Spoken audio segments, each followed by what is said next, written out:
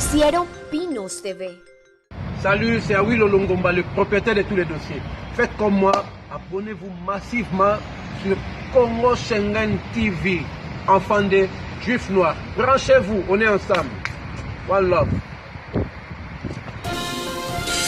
Voilà, merci, bonjour. Nabande Konyoso, Bazolanda Biso sur W Congo Schengen.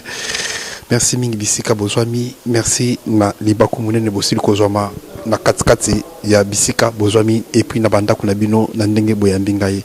Voilà, ya bino ndeko pe molobeli na bino afin de Juifs Noirs. De na bisaki bino kino à chaque fois na yaka vraiment ceux qui bandeko surtout basa vraiment na posa na ngai. Et puis surtout ceux qui na yoki posa ya ko loba po na sima ya Congo nde na yaka na lombango. Et voilà les lots tous les sont informés que non bandeko nyonso pe basa informé à la diaspora surtout en France pour arriver il y a Félix Tshisekedi Antoine Chilombo à Paris. Et voilà les autres à il y a réunion il y a bandeko oyo bazali organisé pour na koyamba président de la République Félix Tshisekedi Chilombo et puis tout mes camarades qui ont vraiment organisation na bango et puis idée na bango ezanini et puis pendant que tout na bango pourquoi baza derrière pourquoi baza na sima Félix parce que to biso nyo surtout ndenge mboka la biso ezali kokende ba misusu bazo lingate ba misusu bazo sepela comment na pasi comment na lelo en réalité batu bazali ko sepela na Kabila bazo sepela Félix cité mais bazo sepela te pour baza comment na Kabila pembeni nae nous devons parler de ça donc c'est-à-dire ceux qui lelo ezana groupe ya ba congolais bazo sepela na Félixité bazo sepela na Félixité bazo sepela tende komo na Kabila zo circuler na bato baboma ba congolais na régime et puis les autres missions surtout kaka régime la plupart ils ont continué nde ozomona lelo tozali kotuna mo ba question to kotuna bino bande ko pe ba question ndenge nini bazali ko s'organiser et pourquoi baza na soutien et idée na bango ezani nini bazo soutenir malamu o bazo mona pas Félix to bazo soutenir mabe o bazo mona pour Félix ya on a sobi sabino à chaque fois soko moni ndeko aza journaliste azo simba micro aza fanatique aza mutaba sentiment c'est que ayebelo azo salaté parce que le problème à Congo nous devons sauver notre pays parce que mboka na biso ezali kokende et voilà il ngo moni lelo tozali na sima awo bozo mona bandeko ba fait ko sima ngai ndai na yaki na kanisa kina kokuta masse pour Félix dans 9 jours à Zokoma. Mais nombreux ya batu na zomona na sima to yebite ndenge jour ngo kozala et diko bateke ko to batu ba inis Félix ezali parce que batu posa na bango ezala ki teke non ba mona ka Kabila toujours na aza en paix et surtout na mboka na biso to retourna pe bandeko o basangani wana pona ko yamba Félix ba idée na bango ndenge nini basali ndenge nini basi organiser malgré bako dévoiler nyo sauter mais to poser moi ba question eux esengeli merci à Michel Santé derrière la caméra merci na bande ko to balandi biso sur Congo Schengen abonnez-vous massivement abonnez-vous vraiment parce que cette fois-ci vous rejoignez vraiment ba émission eux esengeli pona bo zala toujours connecté vous allez toujours connecté vous allez toujours informé voilà ya bino molbe afin de Juifs Noirs to landa ba élément oyo puis to landa ba interview oyo comme ça Toko yel susu na numéro ya sima. Merci beaucoup.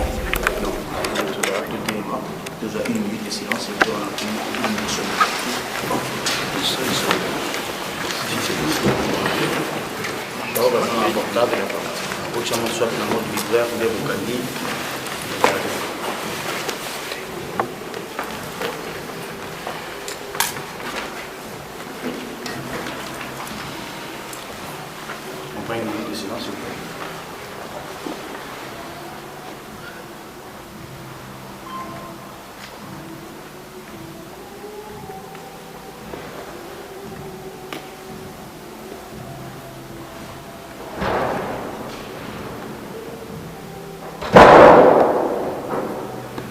Une, deux, trois.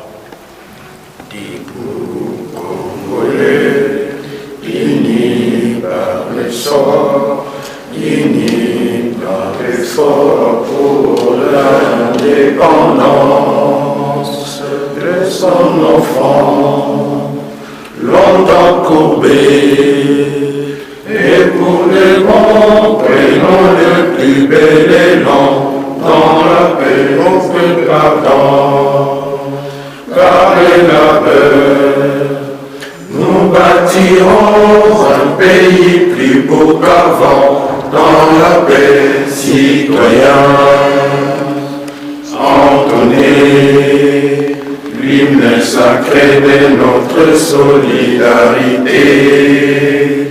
Fièrement saluer l'emblème de notre souveraineté.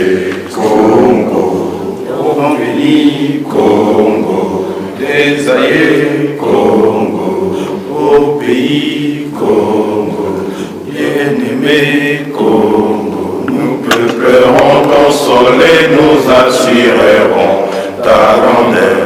30 juin, nous consoler, jour sacré soit le témoin, jour sacré de l'immortel, serment de liberté, que nous léguons à notre prospérité pour toujours.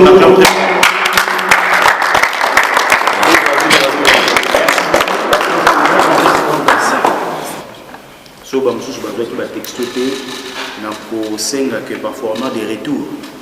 Lorsqu'on vous dit ou on demande à la salle, il y a un numéro, il faut qu'on m'appelle très bien. Là, s'il y a 6, 5, c'est un peu compliqué. Donc voilà, il faut qu'on très bien parce qu'après, on se retient des textos des fois. À Robin, on va menacer, mais on peut taper ça que le numéro, mais et puis, email, mon sous-saison, retour, il y a un nom d'expédition. Donc, on va tenir email et comité. Non. Banani Bada va présent l'association place automobile. Bon, c'est bien. Bon, avant de présenter Bino, avant de présenter Bino, bateau nazana bango mpanzi. Nangina senga na président de l'association, moko Téléma s'est présenté. Et puis, le Makas pour Bandeko Baïba, qui vous êtes, qu'est-ce que vous faites dans vos associations? Bandina, M. Guim Passi. Guim Passi, c'est une association L'Inkoloba, action de lutte contre l'isolement, l'exclusion, l'émigration et l'exode. Pendant Nini, parce que Mboka Nabiso, malheureusement, n'a pas si en tout cas, papa président à CCF, parce que grâce à ça, ça montre bien que nous sommes capables de faire des longos et puis de travailler longo. Nous avons mon temps ici, professeur, enseignant, formateur. Nous avons mingi en tout cas dans le cadre de l'association et en lien avec l'enseignement.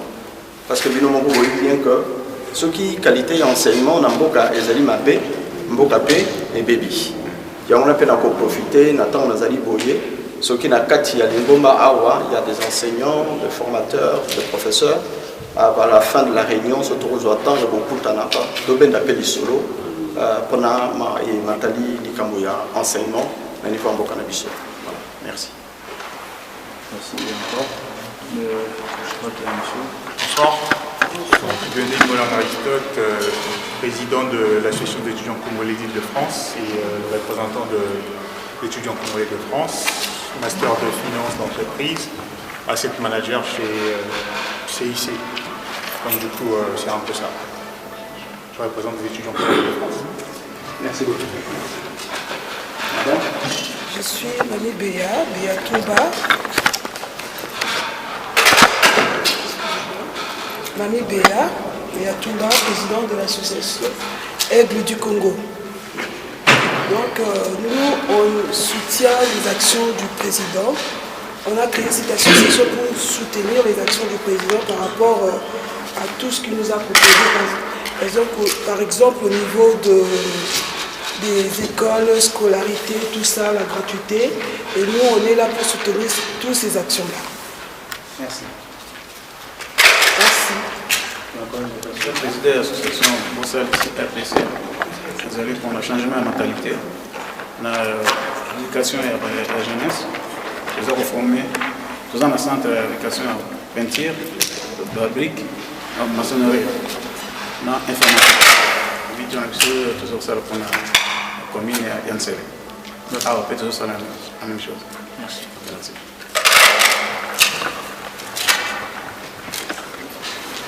Florence Combe, présidente de l'association SIAOF na Compiègne. Les associations qui ont primo arrivé par France, c'est pas juste que là en compagnie, vous travaillez dans la structure étagère qui pour aller et le reste, qui accompagne les demandeurs d'asile et les députés des droits d'asile. Mais aussi chaque année, on a un chantier humanitaire dans le Congo pour les enfants de la rue et puis les Parce que nous devrons nous concerter pour avoir une idée et envoyer auprès du président.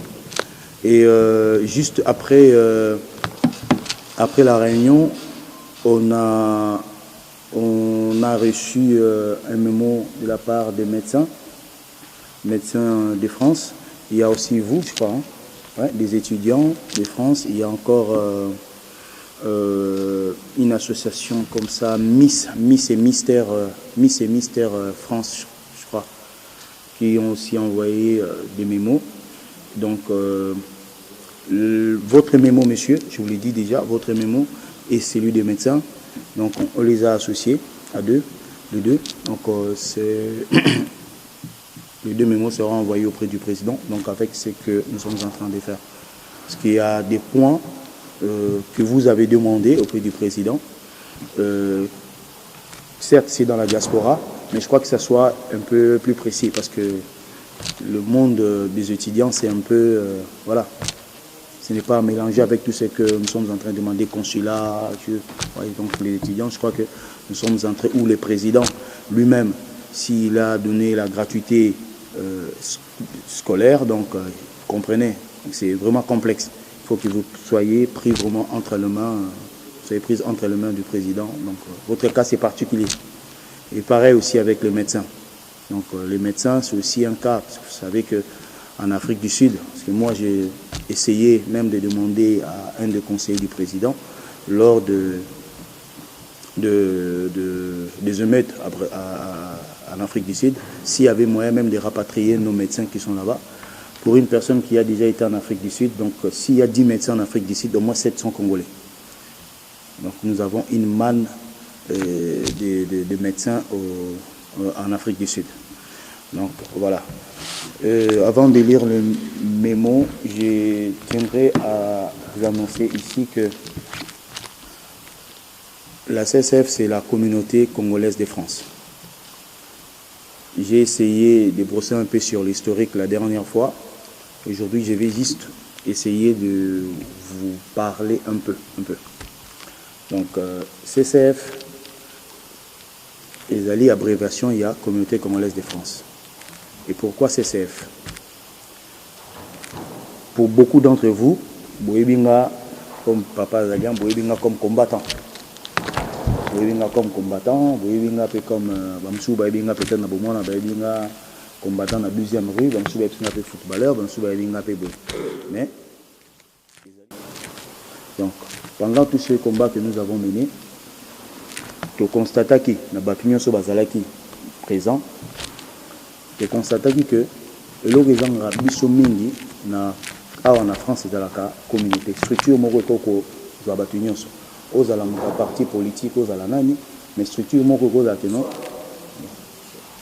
ou au koki ko s'identifier parce que la communauté personnellement ou tu vois quand même lokola tu vois un lokola neti ambassade moko informelle parce que ceux qui besoin d'ambassade au moins na cadre de la communauté beaucoup koluka ko trouver ba solution mais en gros koluka ki moyen nous solo là on était beaucoup tout ça qui est belé après manifestation na CLC où il y a souka pour na la remise ya ba élection qu'il fallait salement pour exiger mais non il faut tout travailler ndenge ba mboka monsieur zalaka au moins la communauté angolaise ba dans siège ba dans place na bango au moins la communauté sénégalaise la communauté malienne la communauté nyonso voire même Bayuda, va appeler la communauté juive, même si dans la communauté juive.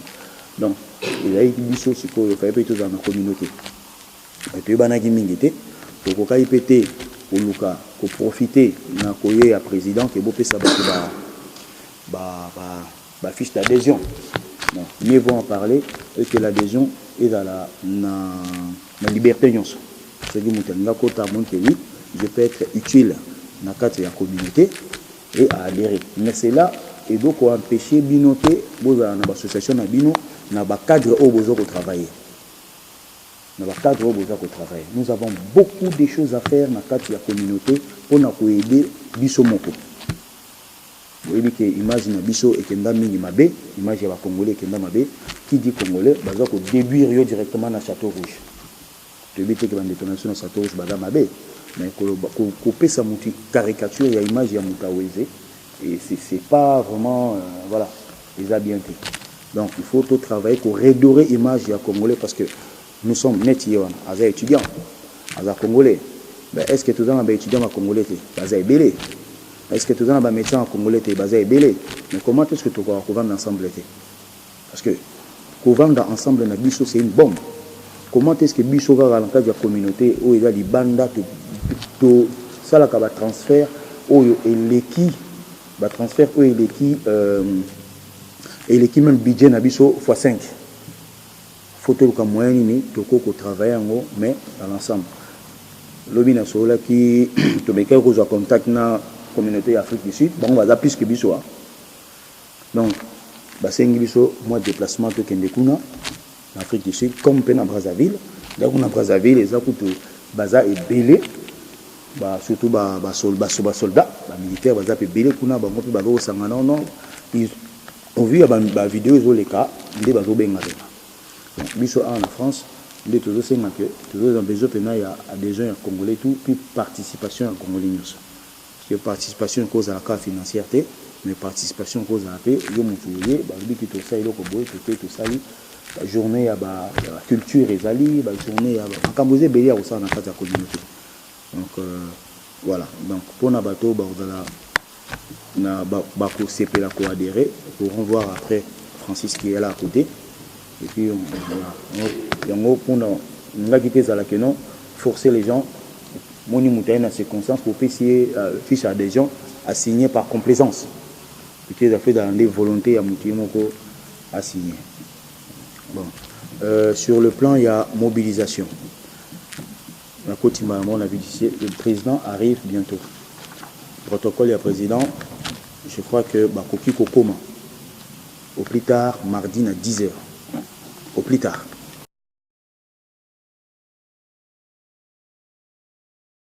Au l'ambassade, na biso pe l'ambassade ndé tokoyeba comme mukolo parce que jusqu'à présent le président a les 10 mais il y a des bruits qui courent comme les 11 le même jour. Donc ça arrive hein. Poutine a qui dernièrement le même jour hein. Il y a commémoration et indépendance en France le 14 juillet avec le même jour maintenant et puis bon voilà. Maintenant, pour nous, surtout que nous sommes mais il y a tout dans la salle. Est-ce que l'Union est d'accord que nous sommes dans l'aéroport? Nous sommes dans la salle. Ceux qui sont président au coma dans l'aéroport, est-ce que vous êtes d'accord d'aller l'accueillir à l'aéroport?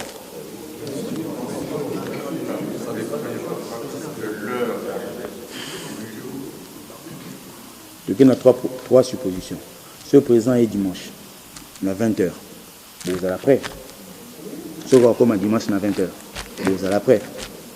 Mais nous avons la salle les amours. Vous répondre à la tête. On a les 10 dans le lobby. On a le lobby mardi.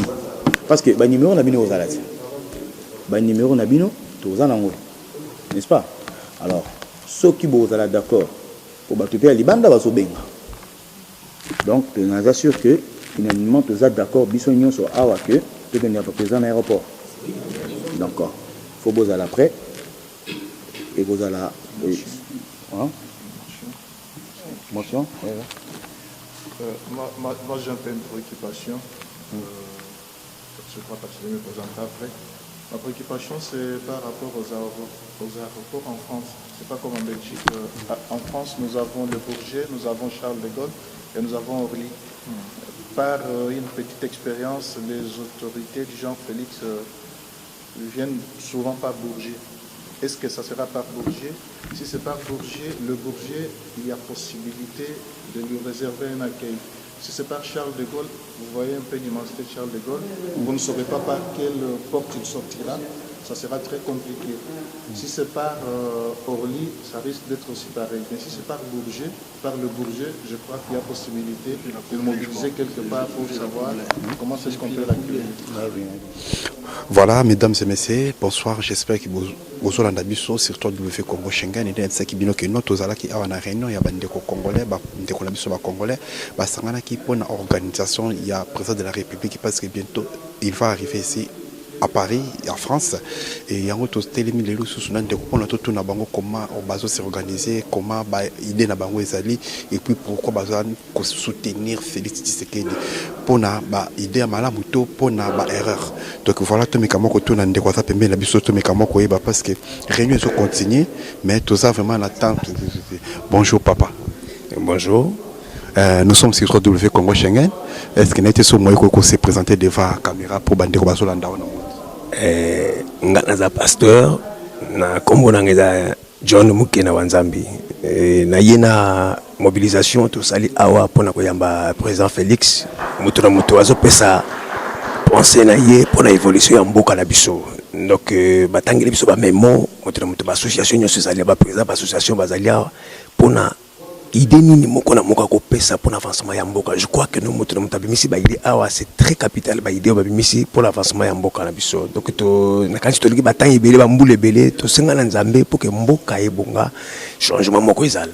Je crois que nous nzambe a yoki biso a pesi mokonzi o pena ba idée malamu tout le monde a déjà pour na koloba ko ke musika te tout le monde déjà ba gratuité ya scolarité zali et bah projet ça que non mon compte ça va ni ça m'a belé et ça la peine que non na ofele yep sanga non so ki mwana mwasi moko ba mama wa teka kapela ba bakana na Kishasa aza oteka makana na ye bandunda na ye pona bokola bana afuta na minerva la bana les lois yo ka que non makala no oteka na bandunda na yo et ça juste somba ba super na yo atika somba super te ozo ba combien ko ça na mutema na ye président il ba idée wana vous mana zo sanga ba congolais nyo surtout bisikani so bozo kutana to sangana la aide ya Nzambe Bible le biboyi avec Dieu le faire des exploits. Nous croyons que nos Nzambe tokolonga tozana sima ya président congolais nyonso ala important ya kotia likanisi na ye diaspora ya France basangani bango yo biso tozala bato ba utamboka na mboka bisikanya surtout tozana Nzambe tozana ilonga.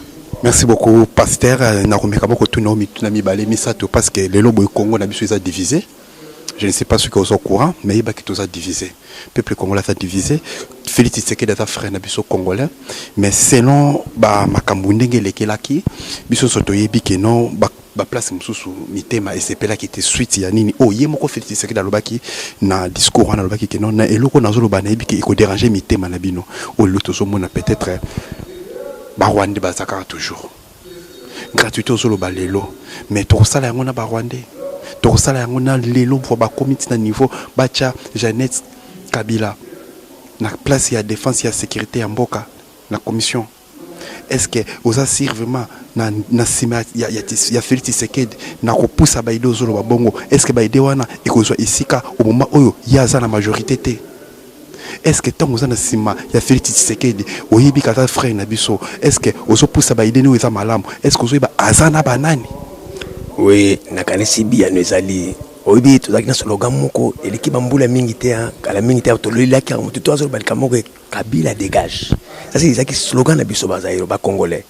Et je crois que nous soki déjà au départ to banina likambo Kabila n'est plus et que moi na mboka azuna isika asana un an te asana 2 ans na pété.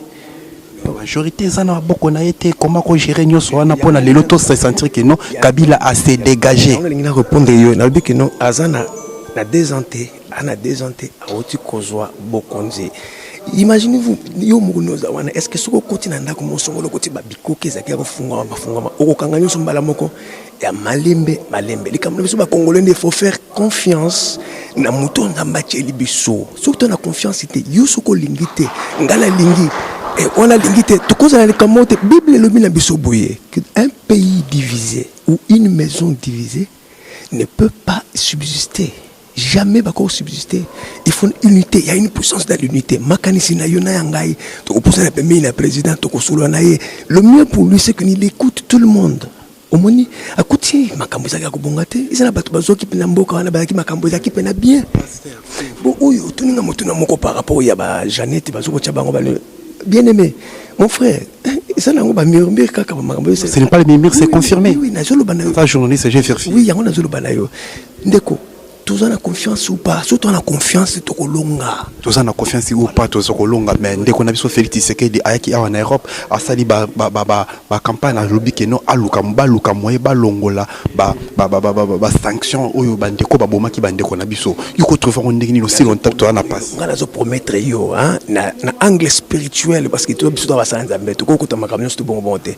Na kati na Bible Nzambe même yemoko pozo Israël apesa bango ezaki mboka bakanana ezaki babikolo ebele ezaki wana mais alobi na Israël boye natindi bino mboka na mboka wana na bato wana kaka mais nakubenga na bango musikote pourquoi parce que banyama na Zamba bakoya kota kolebi na kubenga na bango malembe si biblique frère Nzamba ya alobaki na Israël bongo alakaki bango pays ayemba mota akoti bu bato wana tete abandi obenga na bango malembe Israël a occupé territoire jusqu'aujourd'hui. Merci beaucoup, merci vraiment. Aye pena ko zapena territoire congolais nyonso ko se retrouver attends lelo ba ondima te biso to na kondima pena que non donc mutu nyonso congolais nyonso to ko zonga na kati na place na ye a ko se retrouver. Juste un mot dernier mot pour arriver à Monsieur Félix. En tout cas pour arriver à président tous a mobilisé ba congolais nyonso to bazala moko pour na to ya président na biso aza l'écoute pour na yoka biso et biso plutôt na mamba oyebisa ye pour na to songa mboka etonga mekele liboso. Merci beaucoup Nabandeko Bolandi ndeko na biso. Batonyo so ba s'inscrire na noté bokende bobenga na bandeko na bino je crois comment bato bako s'inscrire to so kalika bako s'inscrire pour na kokota na sai bako s'inscrire comment bako s'inscrire par rapport ya omoni ezana émission mo basali na kati na internet ezana YouTube bapesi ba détail nyonso to comment s'inscrire sur internet parce que nous c'est vrai que ça na application moko il faut qu'on s'inscrire application ezana na combo non ezana combo président ou tu peux ça on se lokola ngana déplacer awa président ou tu peux ça on se vaut mieux s'approcher auprès des présidents il va dire le nom il va citer le nom de fichier au bato bako s'inscrire nango c'est facile. Merci beaucoup Ndeko. Merci mon frère. Nous sommes les Congolais, nous tous. Nous allons tous dernier Congo plutôt pour na koyuka kobunda pour na kozomboka na biso na totalité. En tout cas na CP une interview. En tout cas tobo sonate Congo eza Nzambe. Congo eza Nzambe. Nzamba apesi Congo na maboko ya ba Congolais mais ça yé mto diriger. Soki toza pene ne lika ke na Nzambe to ke liboso to kolonga. Merci na bandeko alandi biso. J'espère que bozolanda bozo kandenge bandeko oyo bazali ko soutenir Félix Tshisekedi ndenge bazali koloba. Tout ça la carane Elikia. Mais Elikia ngo. Ils savent pas si tant que tout le monde a kanamba zo circuler na Kingakati. Merci to côté na Valasi. Merci. Voilà, comme je vous disais tout le monde tout à l'heure plutôt, na kati ya réunion oyo bandeko bazali ko s'est organisé par rapport à arrivé ya ndeko Félix Antoine Tshisekedi Tshilombo, le président de la République. Lelo tozana bandeko tozo na bango ba question moko na moko to ba idéologie na bango to ba esprit na bango parce que biso to bi situation ya Congo. Yango ya bino molobeli afin de finir na simbo que no s'abonner pour na boy ba vraiment makambozo les et puis les 11 to za la wana pour na koiba. Bonjour papa. Oui, bonjour bonjour. Tous mes camarades ko se présenter na bandeko bazolanda biso sur W Congo Schengen kombo nani et puis oza congolais oza Moutali Banda Congo. Non, nazali 100% congolais. Comme on a Roger Yaweli. Nazali vraiment 100% congolais. Na botami na Congo. Na yawa. Na ubeli peawa. Na salaka trop de voyage na Congo. Même élection et les kainga na Kisangani. Na komakati na Kisangani. Merci beaucoup Ndeko Roger. Merci papa.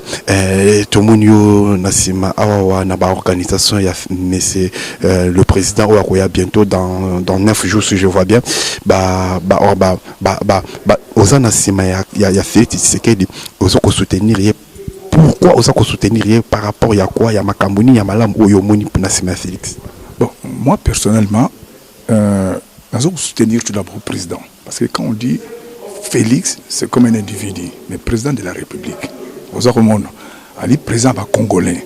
Parce qu'on dit toute autorité vient de Dieu. Les lois Yimtu a commis autorité, a commis.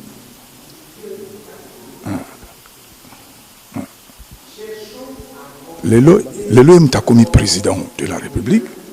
Alors, biso congolais, il faut tous à la fière. Tous à la fière que Bokonzi ezongi n'est pas na biso. Bokola Bokonzi comme pas na biso. Orito kabwana. Orito za diviser. Il faut tout soutenir. Ce que zala qui peut moto mususu. Azala qui na place na tout soutenir. Yango monique bito nga na eli étant que congolais pona ko soutenir na pese soutien nga na arrivé na ye. Merci beaucoup Papa Roger olobi malamu pona to soutenir ye pona to mekako chalo boko pe ya soutien et pas ya président de la République biso nyoso to ebi makambo eliki na Congo na ndenge to yokaki makambo ba accord na ye na Kabila Kanambe et lelo boye ceux qui olobi to soutenir ye mais ye moko pe il faut la biso ndenge to ko soutenir ye comment ngai na yo to fanda ka na Europe to ebi ke no Félix Tshisekedi ka na Europe biso to linga kite to mona Kabila circuler na liberté nyoso lelo ndenga zali mais lelo boye to zo mona azalo ba ke balongola ba sanction comment to ko soutenir le président de la République mais azo sala la démarche pour la balongola ba sanction ba to ba boma bande ko la biso. Mon frère, oui, ce n'est pas facile. Au moni bateau ba infiltré qui durant plus de 18 ans. Hein? Ba pour stratégie ba gina katamboka boy biangote. Au moni politique ndenge mukeba aloba ki esa rami na nkoko. Ozo mona. Félix akoya ratimbala moko la biki non? Bateau yo le kwanga na comme la place où il faut na lobenga na bango. Mais alors la sanction sur un niveau européen pourquoi? Mon frère, politique a François Nkoloba. Vous comprendre. Il y a quoi ko senga. Même ta kolongola ngote. Ba européen mutu ba kolongola ube bako tika yango. Acte ko senga ezo la sakeniti ozo cracher devant ba massacre à Boudida Congo devant ba fausse commune devant ba kanema sans kamwena sampo devant tout ça parce que biso ça fait mal quand ozo mona un Kabila zo vivre na Kingakati koya ko sengeli ke non ba longole ba sanction wana mais comment ozo sous motema ko soutenir président de la République. Na lobi na yo l'on propose Dieu dispose. Tabino zo lobake Kabila zo fanda na Kingakati. Biso mona nzambe pa yebi ke Kabila ofanda na Kingakati. Nzambe yebi ke bato yo oya kela ki babomaki bango.